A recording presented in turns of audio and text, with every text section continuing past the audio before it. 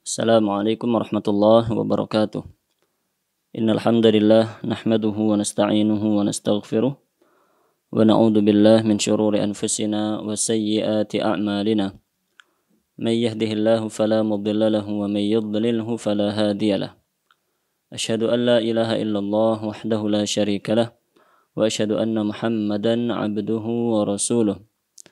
يا أيها الذين آمنوا اتقوا الله حق تقاته ولا تموتن إلا وأنتم مسلمون يا أيها الناس اتقوا ربكم الذي خلقكم من نفس واحدة وخلق منها زوجها وبث منهما رجالا كثيرا ونساء واتقوا الله الذي تساءلون به والأرحام إن الله كان عليكم رقيبا يا أيها الذين آمنوا اتقوا الله وقولوا قولا سديدا يصلح لكم أعمالكم ويغفر لكم ذنوبكم ومن يطع الله ورسوله فقد فاز فوزا عظيما أما بعد فإن أصدق الحديث كتاب الله وخير الهدي هدي محمد صلى الله عليه وسلم وشر الأمور محدثاتها فإن كل محدثة بدعة وكل بدعة ضلالة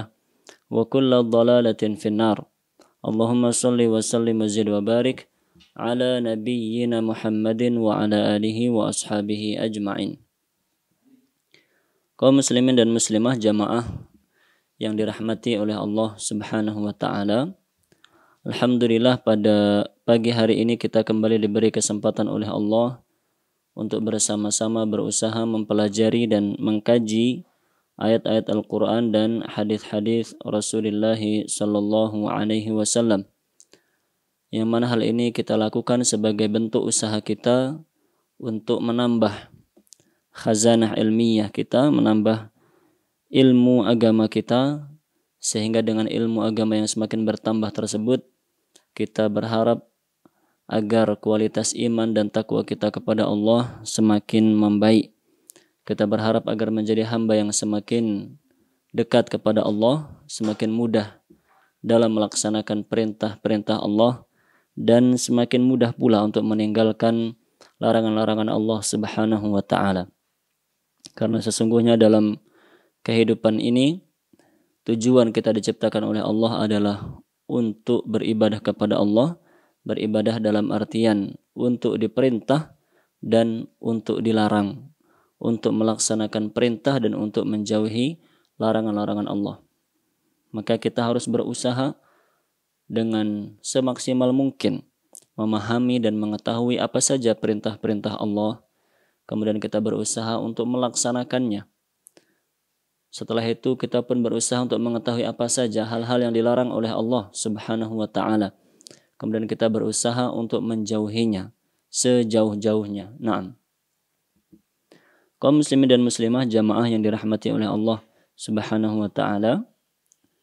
Pada kesempatan kali ini kita masih melanjutkan pembahasan tentang hadis-hadis seputar adab dan akhlak yang kita bacakan dari Sahih Bukhari dengan syarahnya Fathul Bari.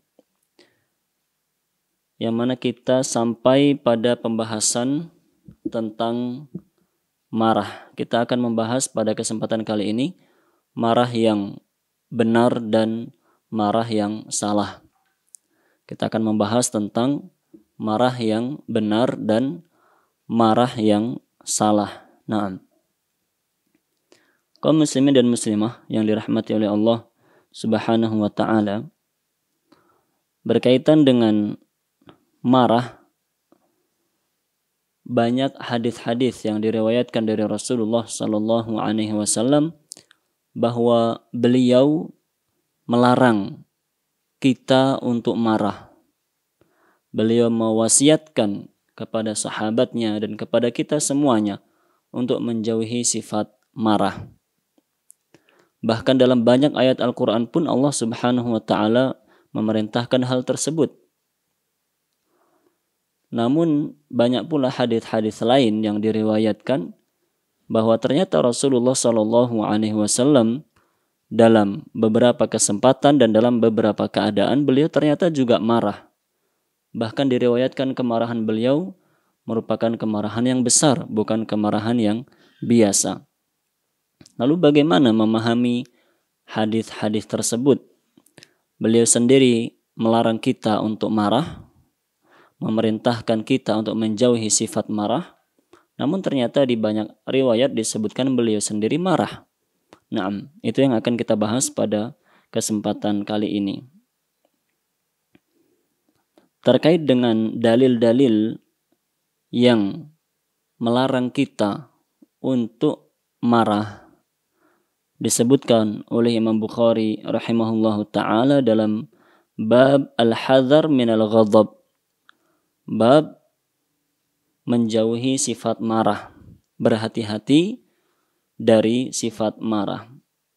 Beliau membuka bab ini dengan menyebutkan firman Allah Subhanahu wa ta'ala dalam surat Asy-Syura ayat ke-37, yaitu walladzina yajtanibuna kaba'iral itsm wal fawahish wa idza ma ghadibu hum yaghfirun. Dan orang-orang yang menjauhi dosa-dosa besar, wal fawahish, dan juga menjauhi perbuatan-perbuatan fahisyah, perbuatan-perbuatan keji. Dan apabila mereka marah, mereka memaafkan. Apabila mereka marah, mereka memaafkan. Dalam ayat yang lain, yaitu pada surat Ali Imran ayat 134, Allah Subhanahu wa ta'ala ketika menyebutkan ciri-ciri hambanya yang bertakwa, Allah berfirman, alladzina yunfiquna fis sarra'i wad dharra, yaitu orang-orang yang berinfak, bersedekah, baik dalam keadaan lapang maupun dalam keadaan sulit, wal kadhiminal ghaidha wal 'afina 'anil nas, dan orang-orang yang meredam amarahnya dan orang-orang yang memaafkan orang lain. Wallahu yuhibbul muhsinin, dan Allah mencintai hamba-hambanya yang berbuat ihsan, yang berbuat kebaikan. Dalam dua ayat itu Allah menerangkan sifat orang yang dicintai oleh Allah, sifat orang yang bertakwa kepada Allah, di antaranya adalah orang-orang yang mengendalikan amarahnya. Artinya dia sebenarnya marah dikarenakan hal yang memancing dan memicu kemarahannya. Pada dasarnya dia marah sebagai manusia biasa. Dia memiliki sifat dasar, memiliki fitrah, yaitu marah. Namun hamba-hamba yang beriman dan bertakwa ini bisa mengendalikan, dia bisa meredam amarahnya dan tidak melampiaskan kemarahannya.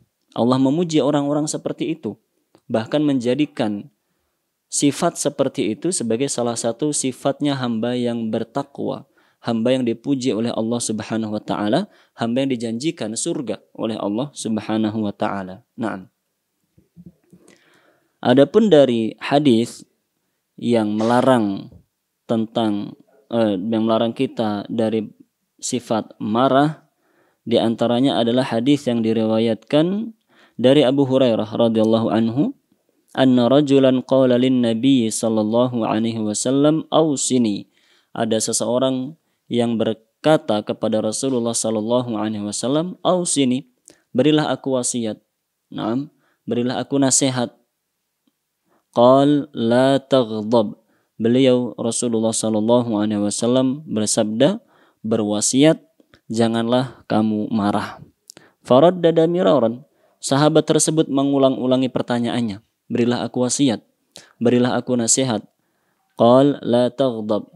Dan Rasulullah sallallahu alaihi wasallam tetap menasihati dengan nasihat yang sama, janganlah kamu marah. Nah, di situ Rasulullah sallallahu alaihi wasallam ketika diminta untuk memberikan nasihat, memberikan petuah, memberikan wasiat, yang beliau sampaikan adalah janganlah kamu marah.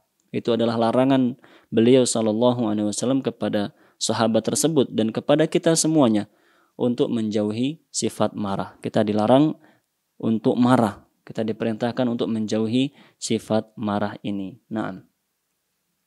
Dan dalam hadis yang lainnya dari Abu Hurairah radhiyallahu anhu pula bahwa Rasulullah sallallahu alaihi wasallam bersabda, "Laisa syadidu bisura'ah." Bukanlah orang yang kuat itu orang yang kuat dalam bergulat. Innamas syadidul ladzi yamliku nafsahu 'indal ghadab. Tidak lain orang yang kuat itu adalah orang yang bisa memiliki dirinya, maksudnya bisa mengendalikan dirinya ketika dia marah. Naam. Itu pujian dari Rasul sallallahu alaihi wasallam kepada orang-orang yang bisa mengendalikan dirinya ketika dia marah, bahwa dialah orang yang kuat. Dan itu anjuran dari beliau bagi kita semuanya, bahwa ketika ada hal-hal yang memicu, yang memancing atau yang menyulut amarah kita, maka kita diperintahkan untuk mengendalikan dan meredam amarah kita. Dan masih banyak hadis-hadis yang lain yang intinya di situ Rasulullah Shallallahu Alaihi Wasallam melarang kita dari sifat marah.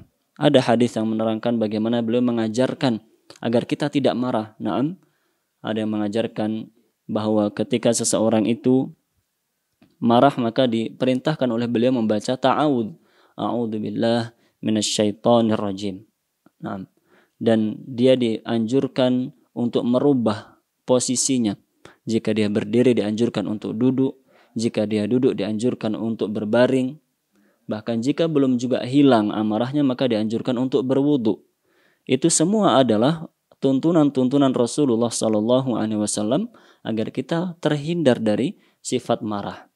Dan kesemuanya itu menunjukkan bahwa seorang mukmin ataupun mukminah diperintahkan oleh Allah Subhanahu Wa Taala dalam ayat-ayat yang kita bacakan tadi, dan diperintahkan oleh Rasulullah Sallallahu Alaihi Wasallam untuk menghindari sifat marah, agar tidak mudah marah, agar mampu mengendalikan amarahnya, agar tidak melampiaskan kemarahannya. Nah, itu yang kita fahami dari hadis-hadis ataupun dari dalil-dalil yang telah kita baca bersama tadi. Nah, lalu sebenarnya sifat marah yang seperti apa yang salah dan sifat marah seperti apa yang benar? Ketika kita membaca bab-bab yang lain yang disebutkan oleh Imam Bukhari dalam kitab sahih beliau, baik yang sesudah ataupun sebelum bab larangan untuk marah itu tadi, ternyata beliau Imam Bukhari rahimahullahu ta'ala mengisyaratkan bahwa amarah itu ada yang benar dan ada yang salah. Amarah yang benar adalah ketika amarah itu kita luapkan, ketika amarah itu kita nampakkan, di mana amarah itu dipicu oleh pelanggaran syariat Allah. Ketika ada orang-orang yang melanggar syariat Allah, bisa berupa melanggar larangan ataupun meninggalkan kewajiban, maka ketika itu kita dibenarkan untuk marah. Naam, ketika ada syariat Allah yang dilanggar atau bahkan diinjak-injak, dilecehkan, maka ketika itu kita marah. Naam, itu adalah amarah yang dibenarkan. Nanti akan kita baca bagaimana contoh-contoh dari Rasul Sallallahu Alaihi Wasallam, beliau marah ketika syariat Allah itu dilanggar. Dan amarah yang salah itu adalah amarah yang dilampiaskan ketika hal tersebut berkaitan dengan kepentingan pribadi. Ketika amarah itu dilampiaskan untuk memenuhi kepuasan hawa nafsunya, agar dia itu merasa puas, amarahnya telah dilampiaskan seluruhnya, dan ternyata pemicu kemarahan itu hanya bersifat hal pribadi. Nah, terlebih lagi itu adalah kepentingan dunia, maka itulah amarah yang tidak dibenarkan. Dan amarah seperti itulah yang dilarang oleh Rasulullah Shallallahu Alaihi Wasallam dalam hadis-hadis tadi. Jadi hadis-hadis yang melarang dari amarah tadi, yang kita bacakan ada 2 atau 3 hadis dan masih banyak hadis yang lainnya sebenarnya, itu adalah larangan bagi seluruh kaum muslimin, laki-laki maupun wanita, agar tidak marah, terlebih jika hal itu disebabkan dengan hal-hal yang berkaitan dengan urusan pribadinya dan urusan duniawi. Naam. Tapi kita baca sekarang contoh bagaimana Rasulullah SAW itu beliau bersabar ketika menerima gangguan. Beliau bersabar dan tidak marah ketika yang diganggu, ketika yang diusik adalah urusan pribadi beliau. Naam, beliau bersabar menahan amarahnya sebagai bentuk dan bukti ketakwaan beliau. Karena tadi disebutkan oleh Allah dalam ayat Ali Imran tadi ayat 134. Di antara ciri orang bertakwa adalah yang bisa meredam amarahnya dan memaafkan orang lain. Dan beliau benar-benar mempraktekkan hal tersebut karena beliau SAW adalah bukti nyata, praktek nyata bagaimana Al-Quranul Karim itu dilaksanakan. Naam. Diriwayatkan dari Abdullah ibnu Mas'ud radhiyallahu an. Beliau mengatakan, qasaman Nabi sallallahu alaihi wasallam qismatan ka ba'di ma kana yaqsim. Rasulullah sallallahu alaihi wasallam membagi ghanimah, membagi harta rampasan perang sebagaimana biasanya beliau membagi ghanimah pada peperangan-peperangan yang lain. Diterangkan oleh Al-Hafidh Ibnu Hajar bahwa ini kisah pada perang Hunain. Naam. Pada perang Hunain, kaum muslimin awalnya hampir mengalami kekalahan, kemudian ditolong oleh Allah Subhanahu wa taala, akhirnya mereka bisa mengalahkan orang-orang kafir dan mendapatkan harta rampasan yang cukup banyak. Disebutkan oleh Abdullah bin Mas'ud radhiyallahu anhu, beliau Nabi SAW membagi harta rampasan perang Hunain. Faqala rajulun minal ansar. Maka ada seorang dari Ansor yang berkata, wallahi innaha laqismatun ma urida biha wajhullah. Demi Allah, pembagian ini benar-benar tidak diniatkan untuk Allah. Maksudnya, demi Allah, pembagian yang dilakukan oleh Rasulullah SAW ini adalah pembagian yang tidak adil menurut orang tersebut. Dijelaskan oleh Al-Hafidh Ibnu Hajar rahimahullah ta'ala dengan menyebutkan riwayat yang lainnya. Kenapa orang Ansor ini sampai mengatakan demikian? Karena dalam riwayat yang lain disebutkan bahwa pada perang Hunain tersebut atau ketika membagi harta rampasan perang Hunain tersebut, Rasulullah SAW memberikan kepada Al-Aqra' ibn Habis 100 ekor unta. Masya Allah. Satu orang Al-Aqra' ibn Habis diberikan 100 ekor unta. Kemudian beliau juga memberikan kepada Uyainah ibn Hasin mi'atan minal ibil, diberikan 100 unta pula. Kemudian beliau memberikan pemuka-pemuka Arab yang lain dengan pemberian yang sangat banyak. Jadi diceritakan dalam riwayat yang lainnya bahwa beliau membagi harta rampasan perang Hunain itu, bahwa orang-orang yang terpandang di kabilah Arab, terutama yang baru masuk Islam begitu, diberikan harta yang banyak. Tadi diantaranya 100 ekor unta, satu orang, Masya Allah. Ada lagi yang lain diberikan 100 ekor unta pula. Dan pemuka-pemuka Arab yang lainnya diberikan harta yang cukup banyak. Sedangkan yang selain mereka, para sahabat baik muhajirin maupun ansar yang telah lama masuk Islam, yang sudah kuat imannya, maka diberikan harta rampasan perang hanya sedikit saja. Nah, itulah yang terjadi sehingga seorang Ansar ini mengatakan seperti tadi, yaitu bahwa pembagian ini bukan pembagian yang diniatkan untuk Allah. Maksudnya pembagian ini adalah bukan pembagian yang adil, pembagian yang tidak diridhai oleh Allah Subhanahu wa taala. Maksud orang tersebut. Qultu, maka Abdullah bin Mas'ud radhiyallahu anhu berkata kepada orang tersebut, amma la'aqulanna lin-nabi sallallahu alaihi wasallam. Benar-benar perkataanmu itu akan aku sampaikan kepada Rasulullah sallallahu alaihi wasallam. Yang kamu ucapkan itu karena berkaitan dengan Rasul sallallahu alaihi wasallam, maka aku akan kabarkan kepada beliau. Fa ataituhu wa huwa fi ashabihi fasarartuhu. Maka aku pun mendatangi Rasulullah sallallahu alaihi wasallam ketika itu beliau sedang bersama para sahabatnya. Maka aku sampaikan dengan suara yang lirih kepada Rasulullah sallallahu alaihi wasallam. Fashaqqa dzalika 'ala an-nabiy sallallahu alaihi wasallam wa taghayyara wajhuhu wa ghadiba. Maka hal itu terasa berat bagi Rasul sallallahu alaihi wasallam dan wajah beliau pun berubah, wajahnya memerah, wa ghadiba, dan beliau marah. hatta waditu anni lam akun akhbartuhu. Sampai-sampai aku berharap atau aku berangan-angan andai saja tadi aku tidak mengabarkan hal itu kepada Rasul sallallahu alaihi wasallam. Abdullah bin Mas'ud merasa menyesal karena dengan berita yang beliau sampaikan ternyata membuat Rasulullah sallallahu alaihi wasallam itu marah. Maka beliau menyesal, seandainya saja tadi tidak usah aku kabarkan hal tersebut kepada beliau sallallahu alaihi wasallam. Tsumma qala, kemudian Rasulullah sallallahu alaihi wasallam bersabda, qad udhiya Musa bi aktsara min dzalik fasabara. Naam.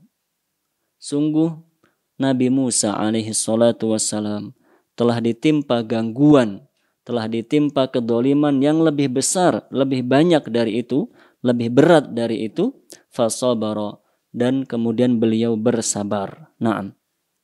Maksudnya Rasulullah SAW dalam hadis itu adalah meskipun beliau marah ketika nama beliau dijelekkan oleh orang Ansor tadi. Nama beliau dijelek-jelekkan karena beliau dituduh sebagai seorang yang tidak adil dalam membagi ghanimah perang Hunain. Beliau marah.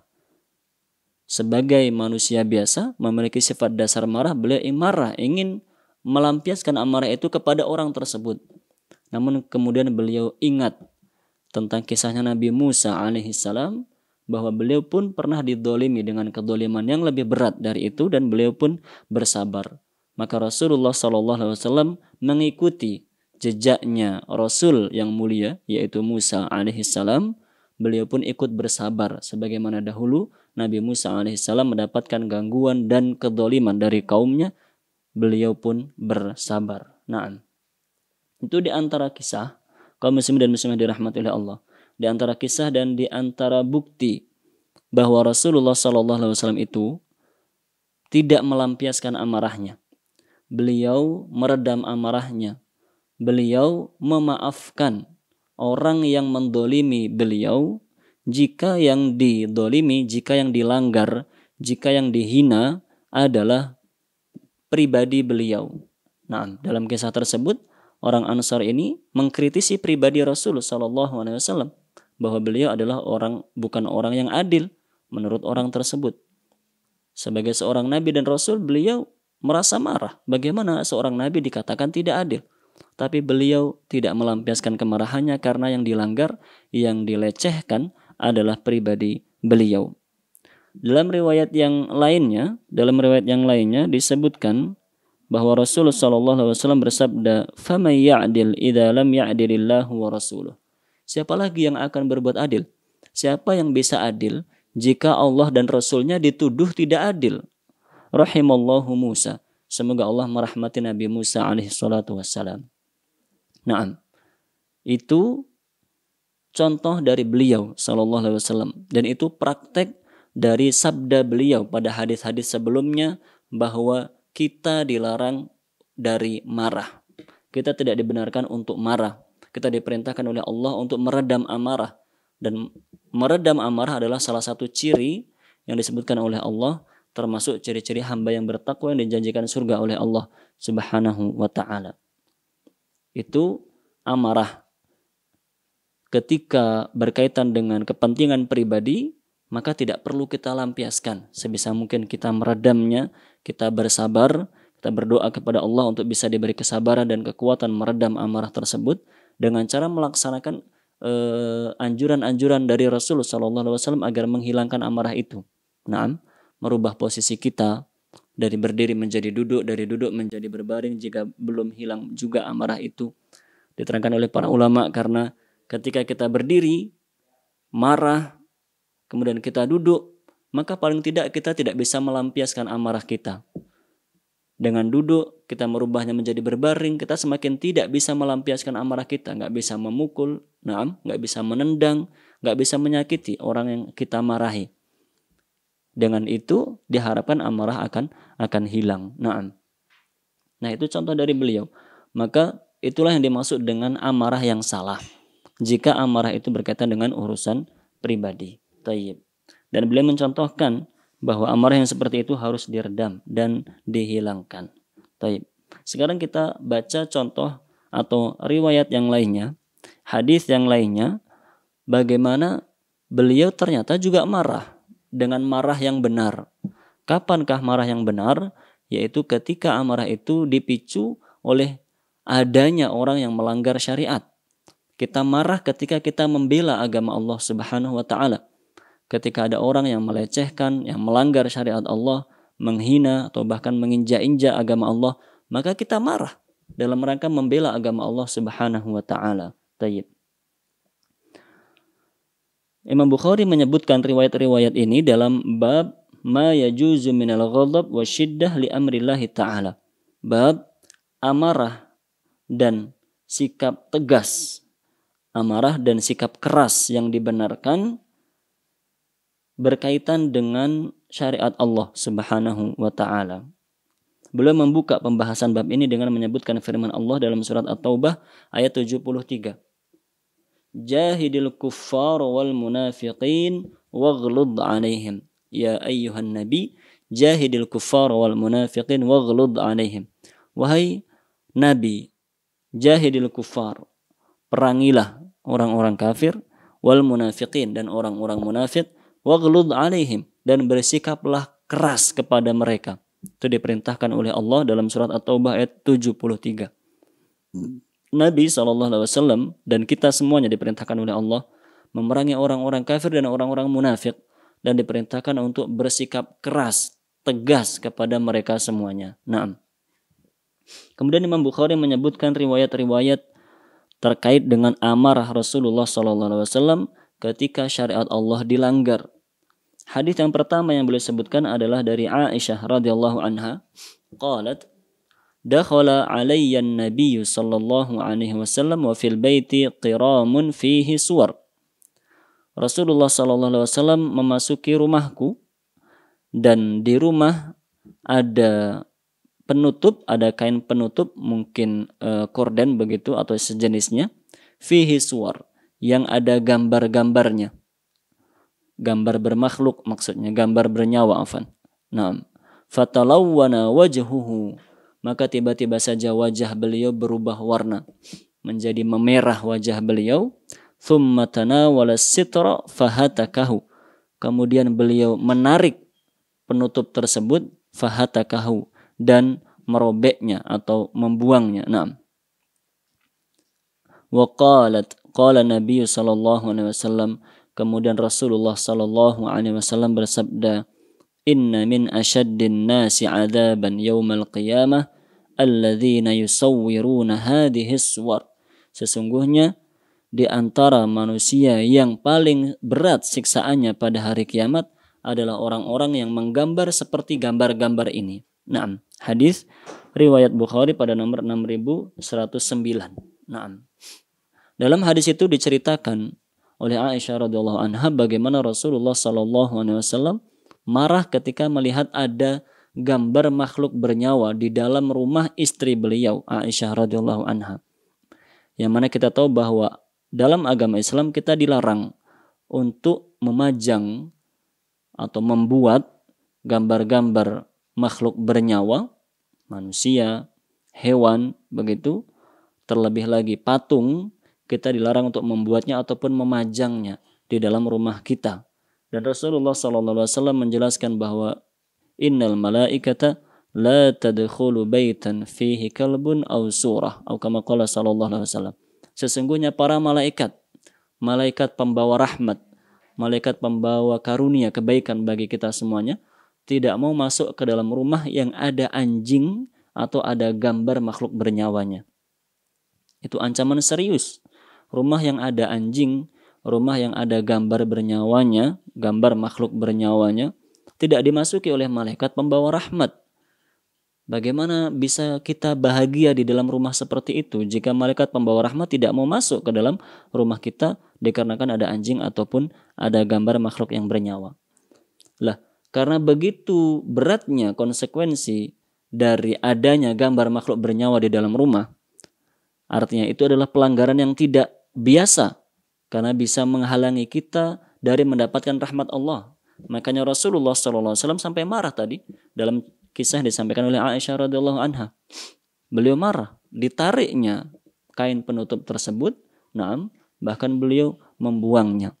Namun kemudian dijelaskan dalam riwayat yang lainnya, akhirnya kain itu pun dibuat menjadi bantal. Artinya gambar makhluknya sudah tidak utuh lagi, sudah terpotong, tidak menjadi gambar bermakhluk, bernyawa, dan dijadikan sebagai penutup bantal. Itu contoh pertama di mana Rasulullah SAW itu marah, benar-benar marah ketika ada syariat Allah Subhanahu wa taala yang dilanggar. Dan ketika itu tadi beliau menjelaskan bahwa orang-orang yang menggambar gambar makhluk bernyawa seperti itu termasuk orang yang paling berat siksaannya nanti di hari kiamat. Nas'alullah as-salamata wal afiyah. Kemudian contoh yang kedua dari Abu Mas'ud radhiyallahu anhu qala, beliau mengatakan, ata rajulun an-nabiy sallallahu alaihi wasallam. Ada seseorang sahabat yang mendatangi Rasul sallallahu alaihi wasallam, faqal, kemudian dia berkata, menceritakan, inni la ata'akhkharu an salatil ghadati min ajli fulanin mimma yutilu bina. Sesungguhnya aku, wahai Rasul sallallahu alaihi wasallam, benar-benar sering terlambat atau sengaja datang terlambat menuju sholat subuh berjamaah dikarenakan si fulan, maksudnya imamnya, imam sholat subuh yaitu si fulan, yutilu bina, membaca bacaan yang sangat panjang. Sahabat ini bercerita mengadu kepada Rasulullah SAW, sesungguhnya saya sering dengan sengaja berangkat sholat subuh terlambat. Dikarenakan apa? Dikarenakan si fulan yang menjadi imam sholat subuh itu membaca bacaan-bacaan yang sangat panjang. Qal, maka Abu Mas'ud radhiyallahu anhu berkata, fama ra'aitu Rasulullah sallallahu alaihi wasallam qattu ashadda ghadaban fi mau'idatin minhu yawma idzin. Abu Mas'ud radhiyallahu anhu mengatakan, saya tidak pernah melihat Rasulullah sallallahu alaihi wasallam menyampaikan nasihat dengan penuh kemarahan yang lebih besar dari amarah beliau pada hari itu. Masya Allah. Abu Mas'ud mengatakan, saya tidak pernah melihat Rasulullah sallallahu alaihi wasallam menyampaikan nasihat, menyampaikan ilmu kepada para sahabatnya sambil marah-marah dengan kemarahan yang lebih besar dibandingkan pada hari itu. Ketika beliau mendengar ada sahabat yang menjadi imam sholat subuh membaca bacaan yang terlalu panjang, sampai-sampai ada jamaah yang dengan sengaja datang sholat subuh terlambat karena tidak kuat mengikuti bacaan yang begitu panjangnya. Qal, maka Rasulullah SAW bersabda dalam nasihatnya tersebut, ya ayyuhan nas, wahai sekalian manusia, wahai sekalian para sahabatku, inna minkum munaffirin, sesungguhnya di antara kalian ada orang-orang yang membuat orang lain itu lari dari agama Allah. Sesungguhnya di antara kalian ada orang-orang yang menjauhkan orang dari jalan Allah.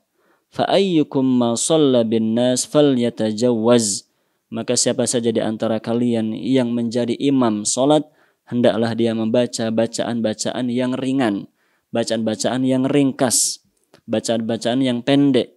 Fa inna fihimul marid wal kabira wa dzal hajah, karena sesungguhnya di antara jamaah itu ada yang sakit, ada yang tua usia senja, ada yang memiliki urusan. Naam. Hadis riwayat Imam Bukhari pada nomor 6110. Lihat dalam hadis itu bagaimana Rasulullah SAW diceritakan oleh Abu Mas'ud radhiyallahu anhu menyampaikan nasihat dengan kemarahan yang tidak pernah dilihat oleh Abu Mas'ud sebesar itu kemarahan beliau. Ketika mendengar ada seseorang yang melakukan pelanggaran terhadap syariat Allah, yaitu orang yang menjadi imam, bacaannya terlalu panjang sehingga membuat jamaah itu tidak kuat, tidak mampu untuk mengikutinya. Sampai-sampai jamaah dengan sengaja datang ke masjid terlambat agar bisa sholatnya pendek, tidak mengikuti bacaan yang begitu panjang. Nah, di situ contoh nyata bagaimana Rasulullah SAW itu marah, benar-benar marah ketika ada yang melakukan pelanggaran terhadap syariat Allah. Dan di situ kita simpulkan bahwa siapa saja di antara kita menjadi imam dalam sholat fardu atau sholat berjamaah pada umumnya, maka hendaknya memperhatikan kondisi dan keadaan jamaah. Bahwa sholat itu bacaan-bacaannya diusahakan untuk tidak terlalu panjang. Sholat maghrib diusahakan adalah bacaan-bacaan yang pendek. Naam.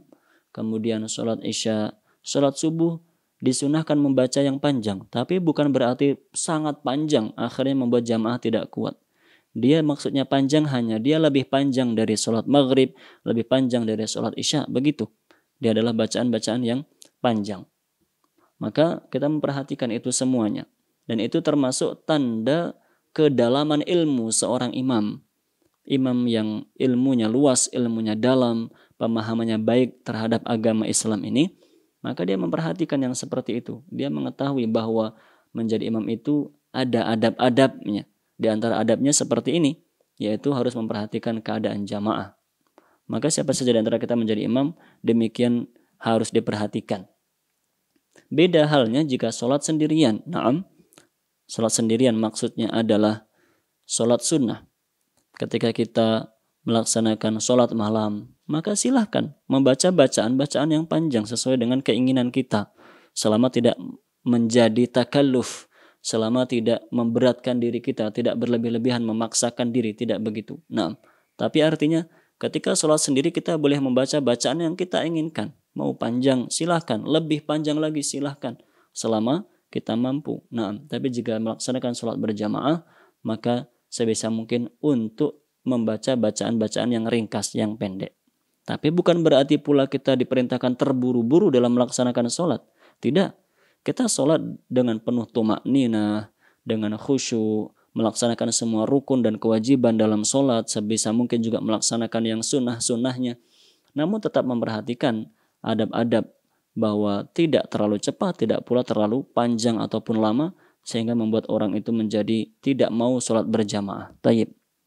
Kita kembali kepada pembahasan kita, bahwa beliau dalam hadis tadi diriwayatkan marah dengan marah yang begitu besar, dan menyebut orang-orang seperti tadi, menyebut orang-orang yang mengimami dengan bacaan yang terlalu panjang sebagai munaffirin, orang-orang yang menjauhkan orang lain dari jalan Allah. Orang seperti itu termasuk orang-orang yang menghalangi jalan Allah, karena membuat orang jadi tidak mau berjamaah atau sengaja datang terlambat menuju sholat berjamaah karena bacaan yang begitu panjang. Nah, itu contoh kedua di mana beliau marah ketika ada pelanggaran terhadap syariat Allah. Contoh yang ketiga disebutkan oleh Imam Bukhari dalam bab ini dari Abdullah ibnu Mas'ud radhiyallahu anhu. Kalau yang tadi Abu Mas'ud, sekarang Abdullah ibnu Mas'ud radhiyallahu anhu. Beliau mengatakan, Bainan Nabi sallallahu alaihi wasallam yusalli ra'a fi qiblatil masjid nukhamatan fahakkaha biyadih. Ketika Nabi sallallahu alaihi wasallam melaksanakan salat, beliau melihat di arah kiblat masjid. Beliau menjadi imam tentunya, beliau menjadi imam dan melihat di depannya beliau, di sisi kiblat beliau, nukhamatan, ada ludah. Naam, ada ludah yang tadi dibuang oleh seseorang di situ. Fahakkaha biyadih. Maka beliau pun mengusap ludah itu menggunakan tangan beliau sendiri. Masya Allah. Tangan beliau yang suci dan mulia digunakan mengusap ludah seseorang yang di masjid tadi. Fataghayyadha. Dan ketika itu beliau nampak marah, tidak suka, wajahnya memerah. Thumma qala, kemudian beliau bersabda, Inna ahadakum idza kana fis shalah fa inna Allaha hiyala wajhihi. Sesungguhnya salah seorang di antara kalian ketika sedang melaksanakan salat, maka dia sedang menghadap kepada Allah. Allah itu ada di hadapan dia. Fala yatanakhamanna hiyala wajhihi fis shalah. Maka jangan sekali-kali kalian itu meludah ke depan ketika sedang melaksanakan salat. Jangan sekali-kali kalian meludah ke arah depan, ke arah kiblat ketika kalian sedang melaksanakan sholat. Dalam hadis itu Rasulullah SAW diriwayatkan oleh Abdullah bin Mas'ud, taghayyadha, beliau marah melihat ada ludah yang dibuang di arah kiblat. Karena pertama itu mengotori masjid tentunya, Mengotori masjid tidak diperbolehkan dalam agama Islam. Dengan apapun tidak dibenarkan kita mengotori masjid. Nah, kemudian yang kedua itu meludah ke arah kiblat. Diterangkan oleh beliau ketika kita sholat itu kita sedang menghadap kepada Allah. Maka kita tidak meludah ke arah kiblat. Jika kita merasa was-was, ada gangguan syaitan, kita diperintahkan meludah sedikit ke sisi kiri kita. Itu di antara sunnah dalam sholat. Ketika kita merasa tidak khusyuk, merasa was-was, banyak godaan-godaan yang dihadirkan oleh syaitan dalam sholat kita, maka kita disunahkan meludah ke arah kiri kita, ke pundak kita yang sebelah kiri dengan ludah yang sedikit saja. Nah, tidak meludah yang banyak ke arah kiblat, apalagi sampai mengotori masjid seperti itu. Dan itu diriwayatkan dalam hadis tadi membuat Nabi SAW marah. Itu menunjukkan bahwa beliau itu marah ketika ada yang melanggar syariat Allah. Ini ada yang mengotori masjid, tidak memuliakan masjid, padahal masjid adalah tempat yang dimuliakan oleh Allah Subhanahu wa taala. Maka beliau marah ketika ada yang melakukan pelanggaran seperti itu. Nah, kemudian yang keempat, bukti yang keempat atau hadis yang keempat menunjukkan bahwa beliau itu marah ketika ada yang melanggar syariat Allah. Diriwayatkan dari Zaid bin Khalid Al-Juhani radhiyallahu anhu, anna rajulan sa'ala Rasulullah sallallahu alaihi wasallam 'anil luqatah, bahwasanya ada seseorang yang bertanya tentang harta temuan kepada Rasulullah sallallahu alaihi wasallam. Bertanya tentang harta temuan. Faqal, maka beliau Rasulullah sallallahu alaihi wasallam bersabda, "Arifha sanatan." Umumkanlah harta temuan itu selama 1 tahun. Thumma arif wika'aha wa ifasaha thumma stanfiq biha. Kemudian kenali, maksudnya lihat dengan jeli, dengan teliti, dan kenali, ingat baik-baik apanya yang dilihat. Wika'aha, penutup harta yang kamu temukan tadi. Jika harta itu berada di sebuah wadah begitu, kenali penutupnya, tali yang untuk mengikat dan menutupnya. Wa ifasaha, dan wadahnya. Wadahnya seperti apa, penutupnya seperti apa. Maksudnya, kenali dengan baik ciri-ciri barang yang kamu temukan itu. Tsumma stanfiq minha. Kemudian, tsumma stanfiq biha. Kemudian, rawatlah barang tersebut. Fa in jaa'a rabbuha fa'addiha ilaih. Kemudian jika datang pemiliknya, berikanlah harta temuan itu kepadanya. Naam. Itu yang beliau terangkan terkait dengan harta temuan atau biasa disebut dengan luqatah. Namun sahabat tadi masih bertanya lagi, "Ya Rasulullah, fadalatul ghanam." Wahai Rasulullah sallallahu alaihi wasallam, bagaimana jika yang saya temukan itu adalah seekor kambing? Naam, harta temuannya berupa seekor kambing. Qal, beliau bersabda, "Khudhha fa innama hiya laka aw li akhika aw lidhi'bi." Ambillah kambing temuan itu, karena kambing itu bisa jadi untukmu, atau bisa menjadi milikmu, atau milik saudaramu, atau kalau tidak dia akan dimakan oleh serigala. Naam. Beliau menjelaskan itu yang harus dilakukan jika yang ditemukan adalah kambing. Ambil, naam, karena itu bisa menjadi milikmu atau milik saudaramu, atau jika tidak maka dia akan dimakan oleh serigala. Naam. Qala ya Rasulullah, sahabat tadi masih bertanya lagi, wahai Rasulullah sallallahu alaihi wasallam, fadhallatul ibil, bagaimana jika yang hilang itu adalah seekor unta? Jika yang saya temukan itu adalah seekor unta. Qal faghadiba, maka Zaid bin Khalid Al-Juhani radhiyallahu anhu mengatakan, beliau marah. Rasulullah sallallahu alaihi wasallam marah kepada sahabat itu yang terus-terusan bertanya. Hatta ihmarrat wajanatah aw ihmarra wajhuhu, sampai wajah beliau sallallahu alaihi wasallam itu marah, itu memerah. Naam. Tsumma qal, kemudian beliau bersabda, malaka walaha, apa urusanmu dengan unta yang hilang? Ma'aha hidha'uha, dia memiliki kaki yang kuat untuk menempuh jarak yang jauh menuju rumahnya sendiri, menuju tempatnya sendiri. Wasiqa'uha, dia memiliki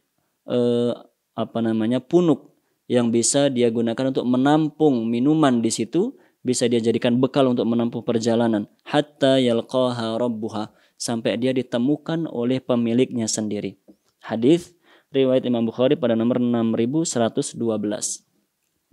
Kaum muslimin dan muslimat dirahmati oleh Allah, cerita tersebut dari Zaid bin Khalid al-Juhani radhiyallahu an juga menunjukkan bahwa Rasulullah SAW itu marah ketika ada hal yang dilanggar dari syariat Allah Subhanahu wa taala. Apa yang dilanggar dalam kisah tadi? Yang dilanggar adalah terlalu banyak bertanya. Naam, banyak bertanya menyulitkan Rasulullah SAW, yang seperti itu dilarang oleh Rasulullah SAW. Hal-hal yang sudah jelas, yang tidak perlu ditanyakan, atau jika ditanyakan hanya membuat kita semakin sulit, atau jika ditanyakan tidak menambah keimanan dan amal soleh kita, maka tidak perlu ditanyakan. Beliau marah ketika ada yang banyak bertanya, seperti dalam hadis tadi. Nah, kemudian hadis yang terakhir yang kita baca pada kesempatan kali ini terkait dengan marahnya Rasulullah SAW, yaitu hadisnya Zaid bin Thabit radhiyallahu anhu. Zaid bin Thabit radhiyallahu anhu, beliau mengatakan, ihtajara Rasulullah sallallahu alaihi wasallam hujairatan mukhassafatan aw hasiran.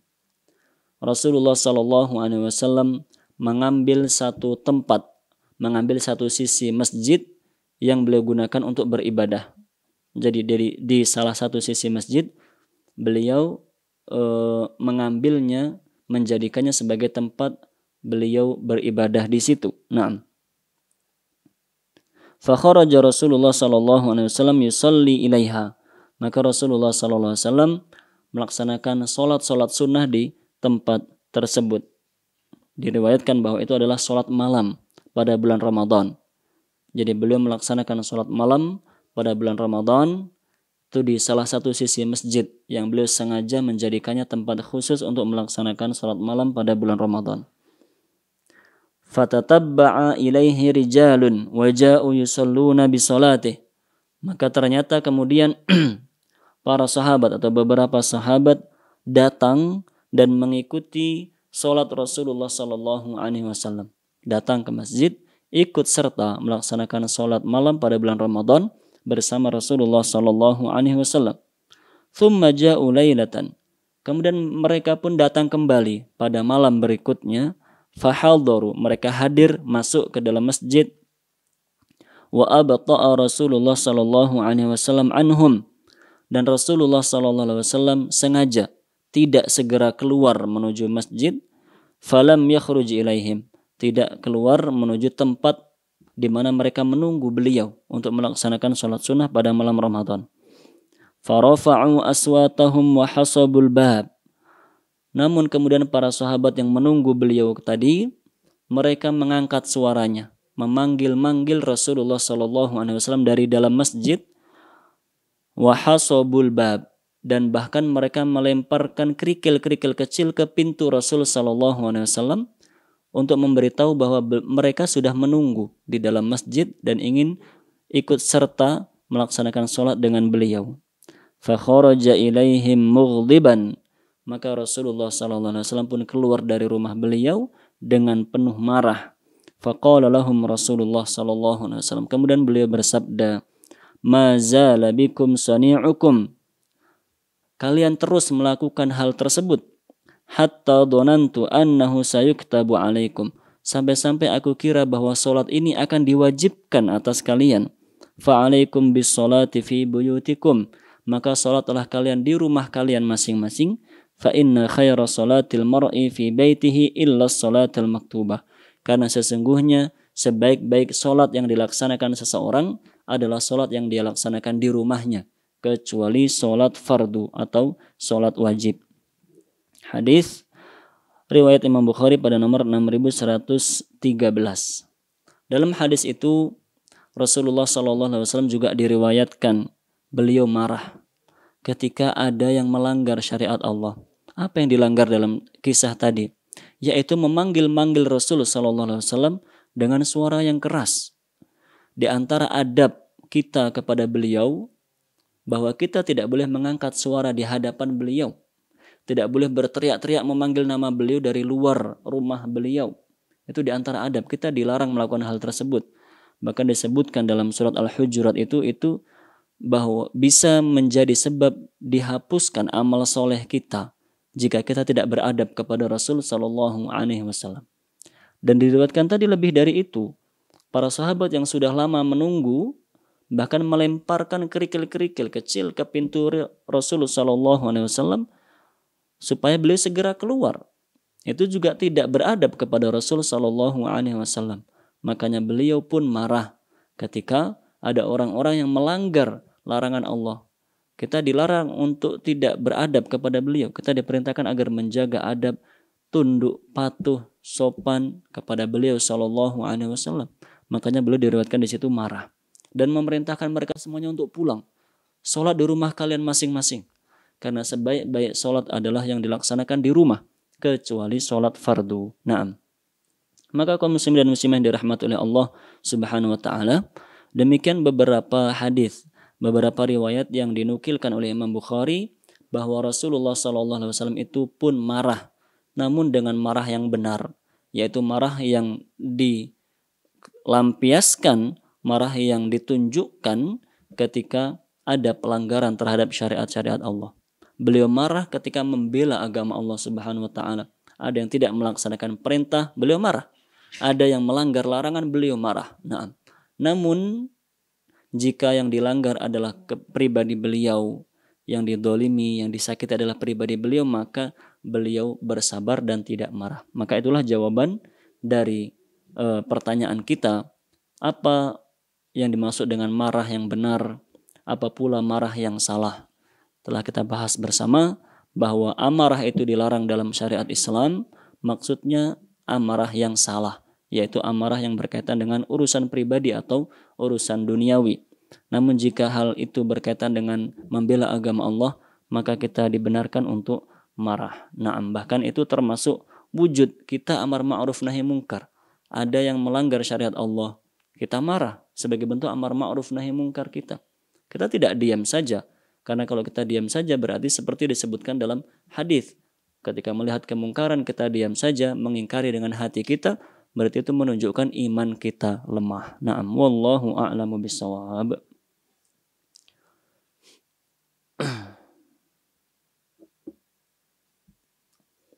Pertanyaan terkait dengan pembahasan pekan lalu ya. Apakah ada ukuran berapa kali seorang berdusta sehingga dia dicap sebagai pendusta?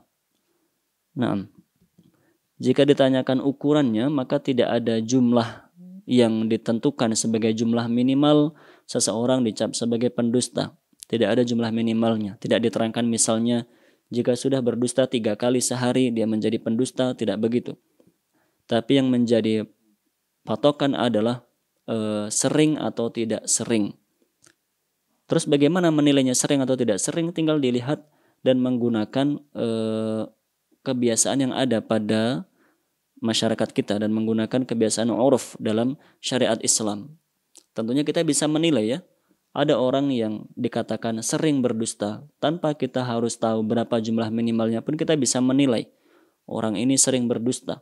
Naam, ada orang yang hanya sekali berdusta. Naam, tentunya itu tidak dikatakan sebagai orang yang sering berdusta. Lah yang diancam oleh Rasulullah SAW dalam hadis yang kemarin kita bahas, bahwa orang yang sering berdusta dan dia terus berdusta, orang seperti ini akan ditulis di sisi Allah sebagai kadzab. Dia dicap di sisi Allah sebagai pendusta. Diterangkan oleh Al-Hafidz Ibnu Hajar kemarin. Apa maksudnya dicap, ditulis sebagai pendusta? Yaitu Allah akan mengumumkan hal tersebut di hadapan para malaikat atau di hadapan makhluk-makhluk yang hidup di langit dan makhluk yang hidup di bumi. Akan Allah bongkar kedustaannya itu sehingga Allah tahu dia itu pendusta dan semua orang pun tahu kalau dia itu adalah pendusta. Na'am wal'iyadzubillahi min dzalik. Baik. Pertanyaan yang terakhir masih terkait dengan pembahasan yang kemarin. Bolehkah kita membatasi muamalah dengan orang yang tidak bersikap jujur? Jawabannya boleh. Bolehkah kita membatasi interaksi kita dengan orang yang tidak jujur? Naam, kita diperintahkan untuk membatasi interaksi kita dengan orang yang tidak jujur, membatasi interaksi kita dengan orang yang pendusta. Kenapa? Karena jika kita sering bermuamalah, sering berinteraksi dengan orang seperti itu, maka dikhawatirkan kita akan tertular penyakitnya itu, akan tertular penyakit suka berdusta yang dia miliki. Itu berbahaya. Dan Rasulullah SAW telah menjelaskan, almar'u ala dini khalilih. Seseorang itu tergantung agama temannya. Maka ketika kita sering bergaul, berinteraksi, atau bahkan berteman dengan orang yang tidak baik seperti itu, maka dikhawatirkan kita akan tertular dengan keburukannya. Kita berusaha menjauhi orang seperti itu dan sambil memberikan nasihat kebaikan. Disampaikan bahwa seperti itu tidak baik, dilarang dalam syariat Islam, bahkan menjadi maksiat yang dimurkai oleh Allah Subhanahu wa taala, agar dia pun bisa menjadi hamba yang diridhai dan dicintai oleh Allah Subhanahu wa taala. Na'am, wallahu a'lamu bissawab. Demikian yang kita bahas pada kesempatan kali ini. Semoga menjadi ilmu yang bermanfaat, dapat kita amalkan, dapat kita ajarkan kepada keluarga tercinta kita, sanak saudara kita, dan umat Islam pada umumnya. Atas segala kekurangan mohon maaf yang sebesar-besarnya. Subhanakallahumma bihamdik, asyhadu an la ilaha illa anta astaghfiruka wa atubu ilaik. Wa sallallahu ala nabiyyina Muhammadin wa ala alihi wa ashabihi ajma'in. Assalamualaikum warahmatullahi wabarakatuh.